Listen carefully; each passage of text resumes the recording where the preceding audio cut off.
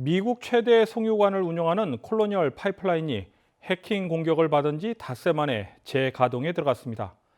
콜로니얼 측은 12일 오후 성명을 통해 비록 재가동에 들어갔으나 아직 정상화까지는 수일이 더 걸릴 것이라고 전망했습니다.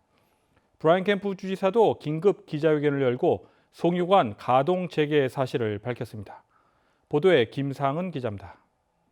콜로니얼 파이프라인이 수요일 저녁 파이프라인 재가동을 시작했습니다. 랜섬웨어 공격으로 운영이 멈춘 지 닷새 만입니다.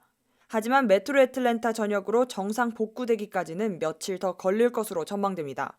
콜로니얼 측은 약 5,500마일의 송유관 파이프라인이 정상 가동될 때까지는 약 2주가 더 걸릴 것으로 예상된다고 전했습니다. 현재 미국 주유 가격 비교 앱인 가스버디에 따르면 목요일 아침 조지아의 주유소 절반 이상 공급량이 부족한 상황이며 메트로 애틀랜타 전체로는 71%가 연료 부족을 겪고 있습니다. 브라이언 캠프 주지사는 12일 기자회견에서 주정부가 겨울형 혼합 연료를 사용하도록 환경보호국 EPA로부터 승인을 받았다고 전했습니다. 또한 최근 사이버 보안 위원회를 발족시켰지만 콜로니얼 파이프라인에 대한 정보 부족이 초기 대응 미흡 원인으로 보고 있다고 말했습니다. 현재 조지아의 비상관리국은 계속해서 상황을 지켜보고 있으며 공급을 활성화할 방안을 모색 중입니다. 그러면서 추후 사태가 안정되면 시스템 전체를 종합적으로 검토할 것이라는 뜻을 밝혔습니다. 콜로니얼 파이프 측은 서버 복구 과정에서 안전을 최우선으로 했으며 안전 요구 사항에 따라 포괄적으로 안전평가를 수행하는 것이 주요 쟁점이라고 전했습니다. KTN 뉴스 김상은입니다.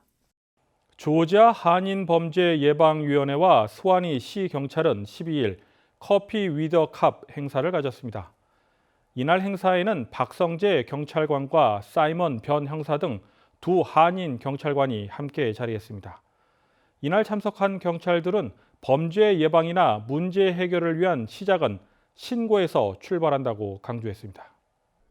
수완이시 경찰서에 근무하는 박성재 경찰관은 한인사회 당부의 말을 전했습니다. 이제 한국 분들은 이제 범죄에 노출이 돼도 이제 언어적인 장벽이나 아니면 자신감 문제나 아니면 두려움으로 인해서 신고를 잘 하지 못하는 경우가 많은데 이제 그런 거를 이제 주저하지 마시고 저희들한테 이제 신고를 주시면 이제 저희가 신속하게 출동을 해서 이제 사건을 해결할 수 있도록 저희가 이제 노력하려고 하고 있습니다. 박성재 경찰관은 만약 언어적인 문제가 있더라도 911이나 수완이시 경찰서로 전화를 해 통역 서비스를 요청하면 한국어 통역을 제공받을 수 있다고 덧붙였습니다. 770-945-8995로 연락하시면 바로 저희 수완이 경찰서 상황실로 연락이 오기 때문에 이제 거기서 이제 한국 분이랑 통화하시고 싶다고 하시면 이제 저희 한국 수사관들한테 이제 연락이 갈 거예요. 지난 1월 수완이시 경찰서 부서장에서 경찰서장으로 승진한 카스무니 신임 서장은 한인은 수완이시 인구 분포의 두 번째를 차지하고 있다고 소개한 후 한인 사회와 좋은 관계를 이어갈 것이라고 밝혔습니다. Chief Jones before me had a very good relationship with the Korean community, and I definitely plan on continuing that. I believe the Korean population is the second largest population in Suwannee now that we've had such an influx. 경찰 24년 근무 경력의 문희 경찰서장은 수완이시 경찰관 모집에 한인들도 많이 지원해 줄 것을 당부했습니다. 한편 조지아 한인범죄예방위원회 관계자는 오는 6월 커피 위드 컵 행사는 존스크릭 경찰과 진행할 예정이라고 소개했습니다. KTN 뉴스 스티븐입니다. 조지아주의 경우 다음 달부터 연방 추가 실업수당 지급을 중단할 것으로 보입니다. 브라이언 캠프 주지사는 오늘 주당 $300씩 지급되는 연방 추가 실업수당이 이달 26일까지 지원될 것이라고 밝혔습니다. 다음 달 연방 추가 실업수당 지급을 중단할 것으로 풀이되는 대목입니다. 또한 주 정부의 실업수당 지급은 지금과 같은 방식을 유지할 것이라고 덧붙였습니다. 연방 추가 실업수당 지급 중단 이유에 대해서는 구인난 때문이라는 관측입니다. 일각에서는 여러 실업수당액이 최저임금보다 높아 적극적인 구직 활동을 저해한다는 지적이 나오고 있습니다. 다음은 스포츠 소식입니다. 어제 투리스트 구장에서는 류현진 선수를 응원하기 위해 온 여러 한인 관중들을 볼 수 있었습니다.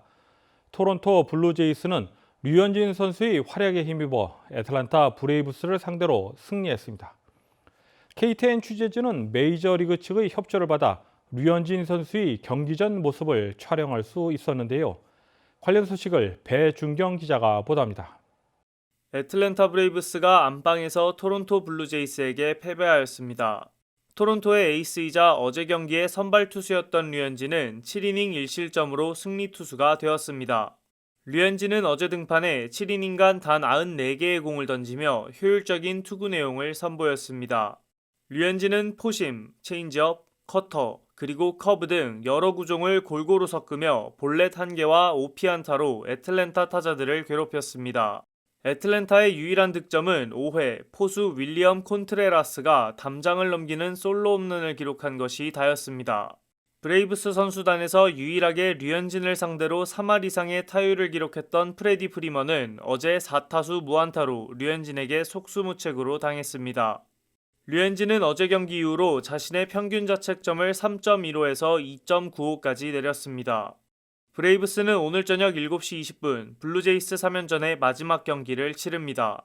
브레이브스는 현재 17승 19패로 내셔널리그 동부지구 3위에 올라 있습니다. KTN 뉴스 배준경입니다. 다음은 코로나19 소식입니다. 오늘의 코로나19 현황을 김상은 기자가 정리했습니다.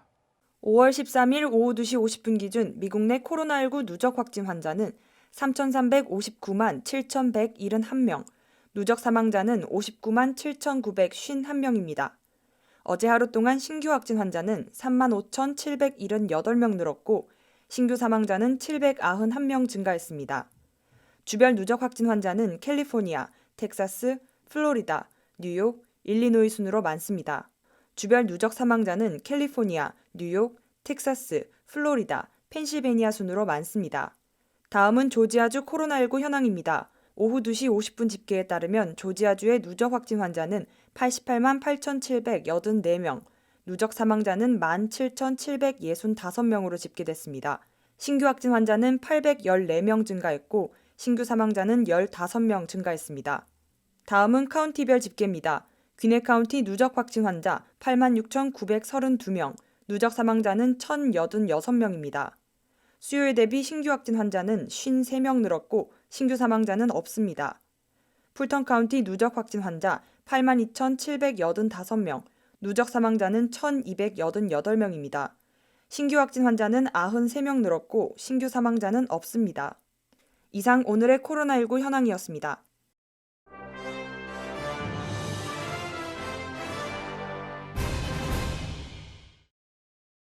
에모리 백신 센터의 면역학자 메울 수타 박사는 최근 연구 결과 전 세계적으로 코로나19에 대한 백신 접종률을 높여야 할 필요성을 강조한다고 말했습니다.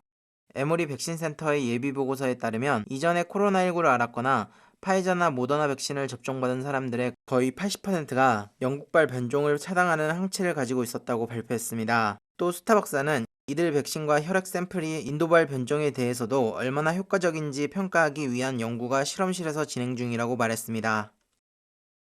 미국 구조계획이라 불리는 새로운 1조 9천억 달러 규모의 긴급 팬데믹 경기 부양안이 지난달 의회를 통과한 바 있습니다.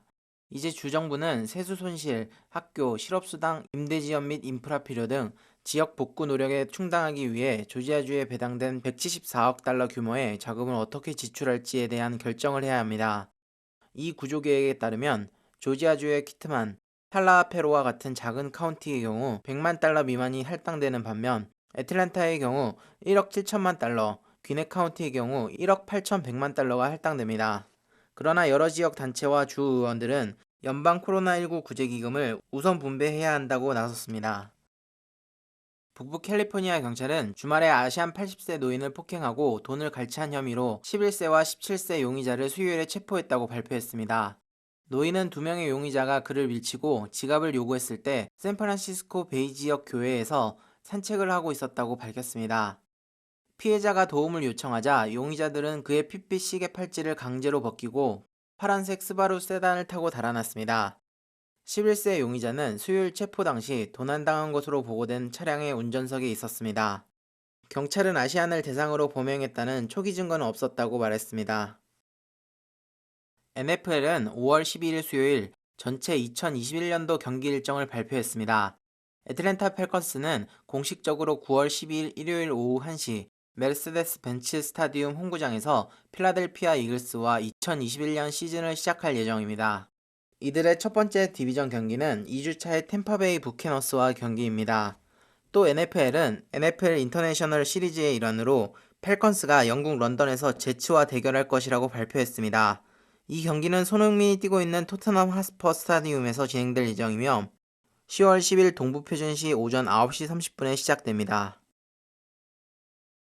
이상으로 5월 13일 KTN 뉴스를 모두 마칩니다. 시청해주신 여러분 고맙습니다.